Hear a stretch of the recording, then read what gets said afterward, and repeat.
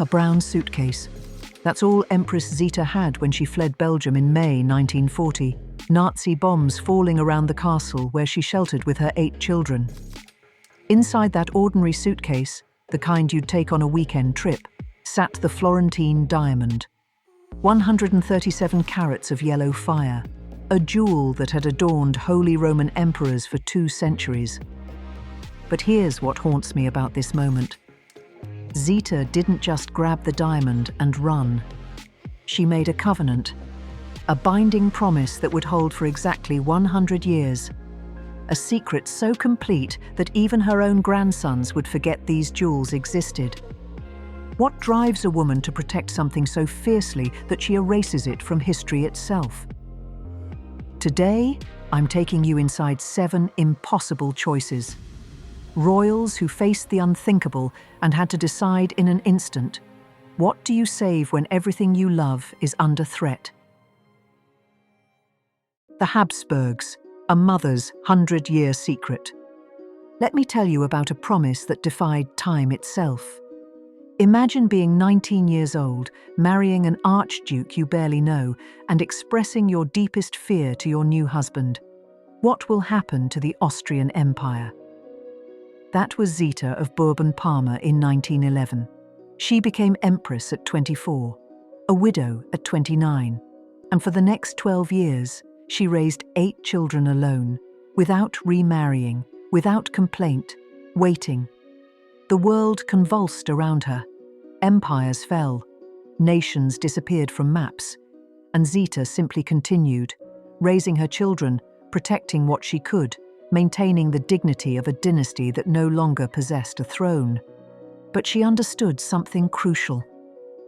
The Florentine Diamond and 14 other jewels weren't valuable because they were beautiful. They were valuable because they meant something. They meant the Habsburgs had ruled. They meant legitimacy could not be entirely erased. They meant the future might restore what the present had taken. In May 1940, as Nazi bombs fell on her Belgian refuge, Zeta packed that small brown suitcase, not an elaborate imperial trunk. A simple, ordinary case that would draw no attention. With this suitcase and her 8 children, she fled through France, Spain, and Portugal. Each journey a nightmare of Nazi checkpoints and narrow escapes. When she finally reached Quebec, Canada, she did something unprecedented in world history. She placed the suitcase in a bank vault and made a binding covenant with her family. This suitcase would remain sealed for exactly 100 years from her husband's death in 1922. The secret would be kept only by 2 of her sons, Robert and Rodolphe. No one else would know. For 82 years, the secret held. Think about that. Living your entire life knowing your family possesses one of the world's most valuable treasures, and never speaking of it. Never giving interviews. Never dropping hints. The secret became so complete that Carl von Habsburg-Lothringen, the current head of the house, regarded the rumors as nothing more than family legend. On April 1st, 2022, exactly 100 years after Emperor Charles I's death, the silence broke. Carl von Habsburg-Lothringen invited the New York Times to open the vault. 3 Habsburg descendants stood with journalists as the small brown suitcase, wrapped in yellowed paper, was opened for the first time in 82 years. Inside, the Florentine Diamond gleamed. The Marie Antoinette timepiece was pristine. 15 jewels had survived 100 years of absolute secrecy. But what captured hearts wasn't the monetary value. It was the story of a woman who suffered exile and loss, who created a century-long covenant to preserve memory itself.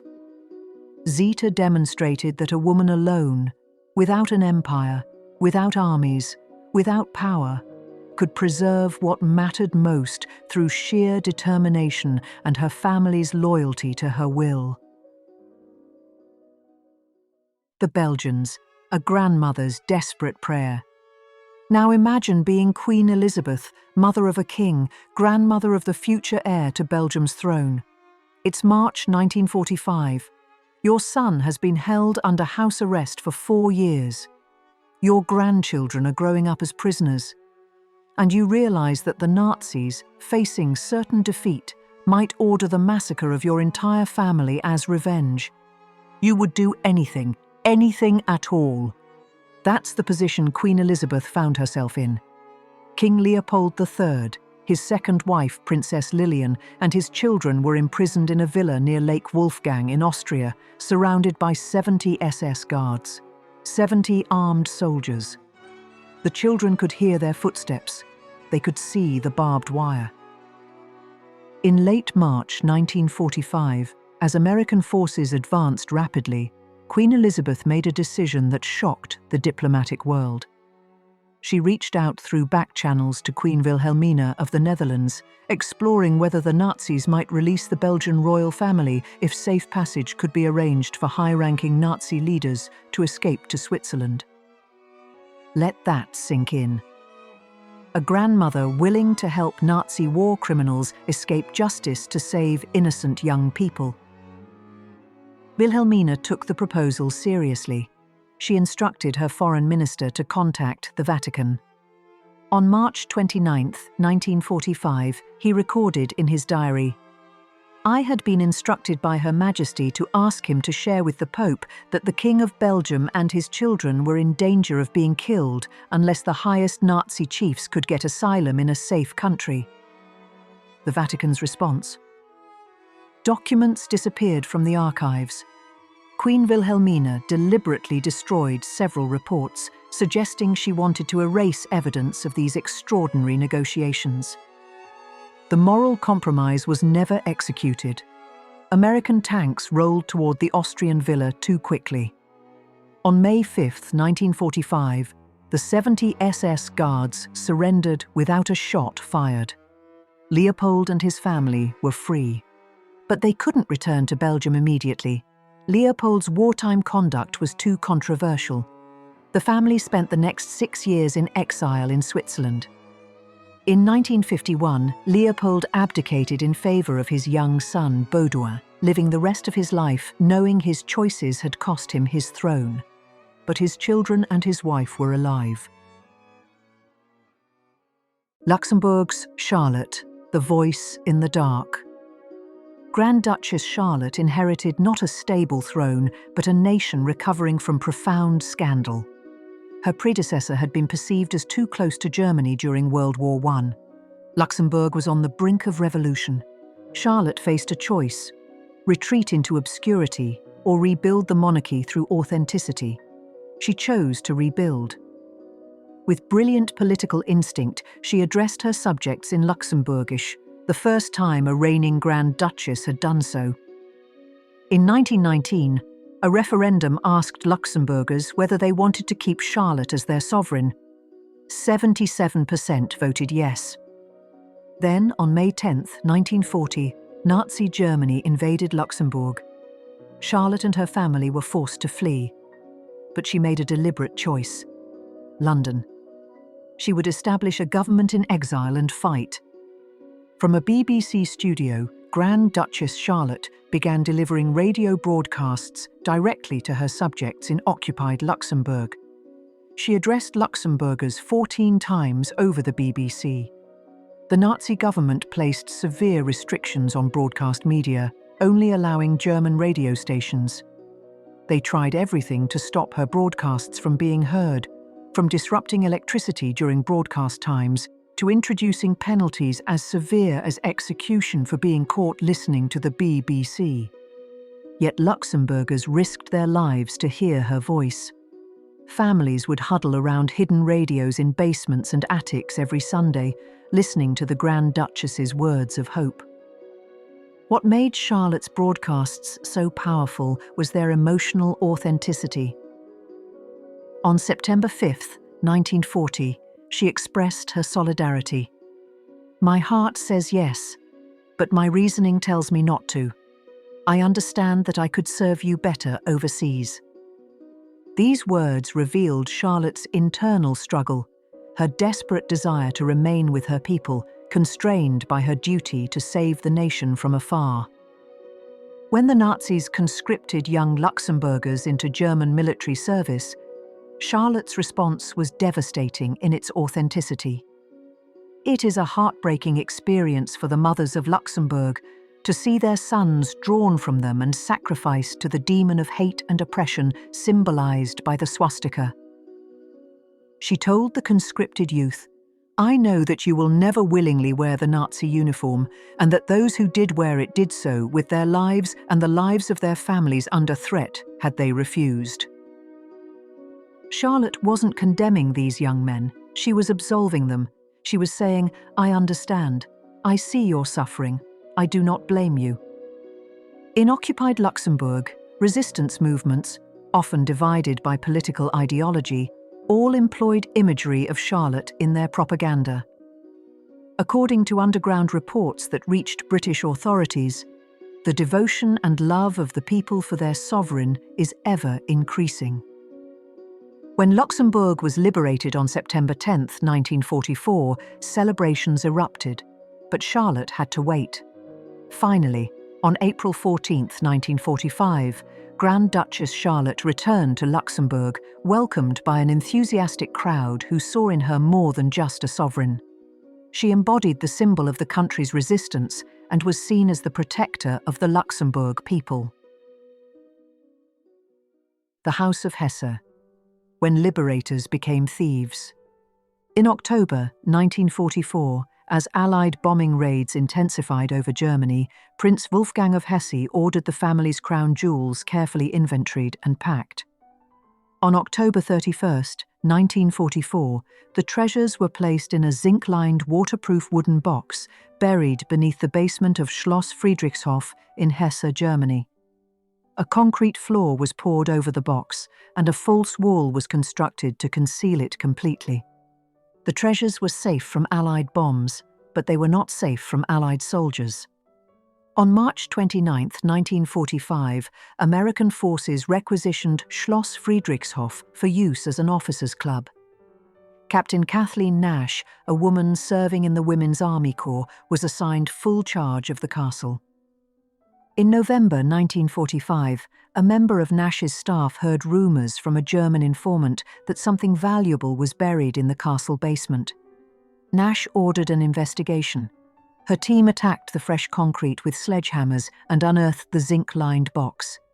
Nash ordered the box taken to her room. What happened next unfolded like a heist film. Nash showed the contents to Colonel Jack Durant and Major David Watson. Rather than reporting the discovery, the three made a decision. They would keep the treasures for themselves. The collection was estimated to be worth $36 million in 1945 values, roughly $600 million today. Durant had an idea: separate the gems from their settings. Loose diamonds and precious stones could be packed into footlockers, mailed discreetly, buried in fruit jars, or carried individually. The beautiful ornate settings would be left behind, making the theft harder to detect. But the family discovered the theft almost immediately.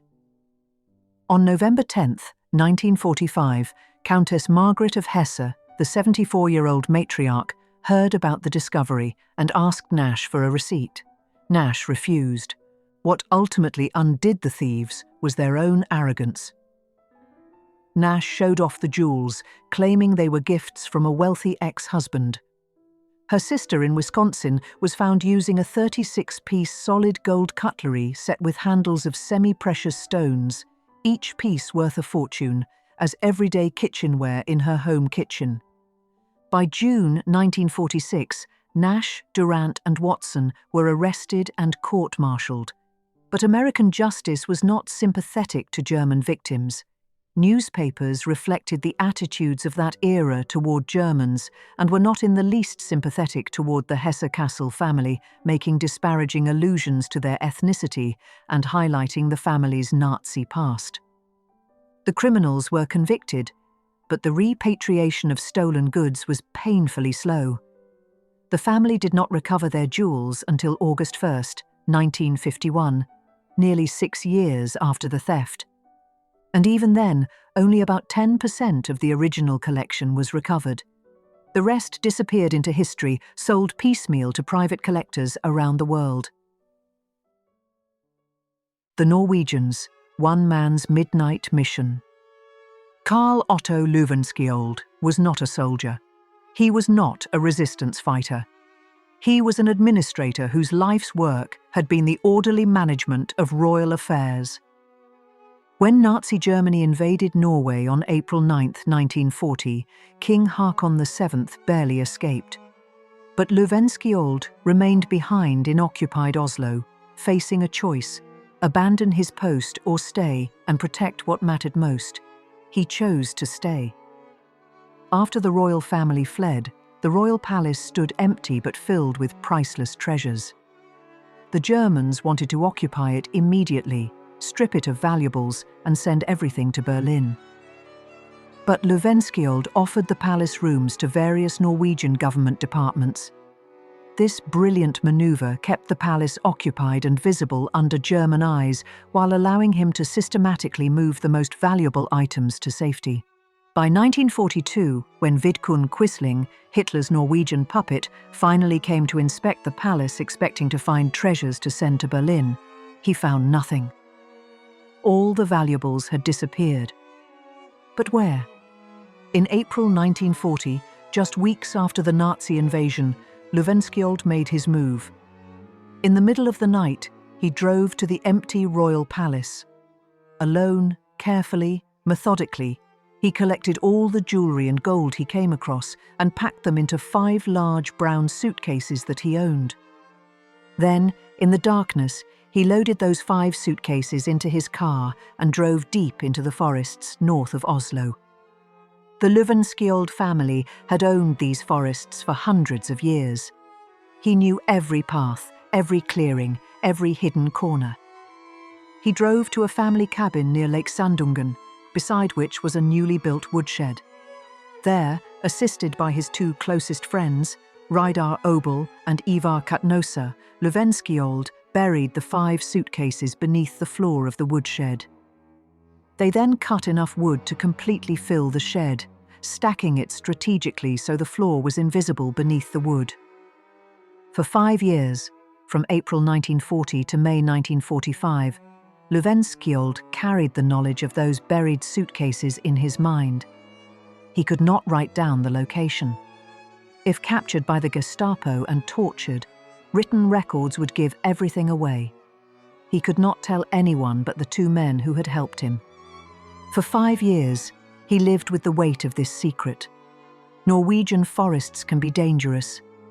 What if a German patrol stumbled upon the cabin? What if a fire destroyed the woodshed? What if he died in the night, taking the location with him to his grave? On May 8, 1945, the moment of German surrender, Løvenskiold drove to his cabin with the same 2 men. Together, they dug up the 5 suitcases. The cases had deteriorated badly after 5 years underground, but their contents remained in relatively good condition. They were transported to Oslo, thoroughly cleaned, and put back where they had been when the royal family fled. Only after the royal family returned did Løvenskiold reveal to King Haakon VII what he had done. For his efforts, he was awarded the Royal Order of St. Olav, Norway's highest honor for civilian service. But more than that, King Haakon VII wrote him a personal thank you letter. That letter was framed. It still hangs in the home of Løvenskiold's descendants. Poland's Szczerbiec, the legendary sword. Szczerbiec is not merely a ceremonial sword. According to Polish legend, it was the weapon of King Boleslaus I, the Brave. In 1018, legend says, Boleslaus struck the sword against the Golden Gate of Kiev, and the blade was notched by the impact. The notch became the sword's defining feature. For nearly 700 years, Szczerbiec was used in the coronations of Polish monarchs. Every time a new king gripped that hilt, the sword connected the king to centuries of Polish sovereignty. The sword was not an ornament. It was Poland's historical autobiography written in steel. In 1795, when Prussian troops invaded Poland, they took Szczerbiec as a prize of war. For more than a century, Poland's most sacred national symbol resided in foreign hands, eventually ending up in the Hermitage Museum in St. Petersburg in 1884. In 1928, as part of war reparations, the Soviet Union returned the sword to Poland. For just 11 years, Szczerbiec rested in free Poland. On September 1, 1939, Nazi Germany invaded Poland. World War II had begun. Polish authorities immediately understood that Szczerbiec was a target. An extraordinary evacuation plan was implemented. Polish treasures, including Szczerbiec, were removed from Poland, transported through multiple countries, facing constant Nazi threat. During one particularly harrowing segment of the journey from Bordeaux to Falmouth, the ship carrying Polish national treasures came under fire from the Luftwaffe. At that moment, facing the possibility that the ship would be sunk, Karol Estreicher, who oversaw the evacuation, made an extraordinary decision. He removed Szczerbiec from its protective chest and sandwiched it between two wooden planks. Then he attached a message in a bottle explaining the sword's identity and historical importance. The logic was simple. If the ship was sunk, the wooden planks might float. Someone might recover Szczerbiec. The message would explain what it was. The ship did not sink. The sword arrived safely in Canada, where it remained stored during the remainder of World War II and for 15 years afterward. After 1945, Poland was under Soviet domination, a communist satellite state. The Polish government in exile in London competed with the communist government in Warsaw for control of Polish national treasures. This political competition prevented repatriation for years. Finally, in 1959, 14 years after the war's end, Poland's political situation stabilized enough to allow for the sword's return. Szczerbiec was transported back to Krakow to Wawel Castle, the ancient seat of Polish kings, where it remains today, the only preserved part of the medieval Polish crown jewels. Denmark's Christian X, the daily ride. King Christian X of Denmark was 69 years old when Nazi Germany invaded Denmark on April 9, 1940. Unlike younger monarchs who fled to exile, Christian X made a different choice. He remained in Denmark, continuing to function as king throughout the occupation. The most iconic image of Christian X during the occupation is a photograph taken on his 70th birthday, September 26, 1940, just 5 months after the Nazi invasion. The photo shows the elderly king riding through Copenhagen's streets on his horse Jubilee, surrounded by Danish citizens waving flags and showing their affection. But the most remarkable aspect of the photograph is what's absent. Guards. No bodyguards, no military escort, no SS soldiers. Just an elderly man on a horse, undefended, moving through the occupied capital. Until the imposition of martial law in August 1943, despite his age and the precarious situation, he took a daily ride on his horse Jubilee through Copenhagen unaccompanied by a groom, let alone a guard. Why? Christian X was making a statement through his body, his presence, his daily ritual. By riding unguarded, he was saying, "I am the legitimate authority in Denmark. I do not fear the occupiers. I trust my people." Denmark remains free in spirit, even if not in fact. One story, likely apocryphal but capturing essential truth, tells of an exchange between a German soldier and a young Danish boy. The German remarked that it was strange for a king to ride with no bodyguard. The boy reportedly replied, "All of Denmark is his bodyguard." While the famous legend of Christian X wearing a yellow star in solidarity with Danish Jews is apocryphal, Danish Jews were never forced to wear the star. The truth behind the legend is documented. In his personal diary, Christian X wrote, "When you look at the inhumane treatment of Jews, not only in Germany but occupied countries as well, you start worrying that such a demand might also be put on us. But we must clearly refuse such this due to their protection under the Danish constitution. I stated that I could not meet such a demand towards Danish citizens. If such a demand is made, we would best meet it by all wearing the Star of David.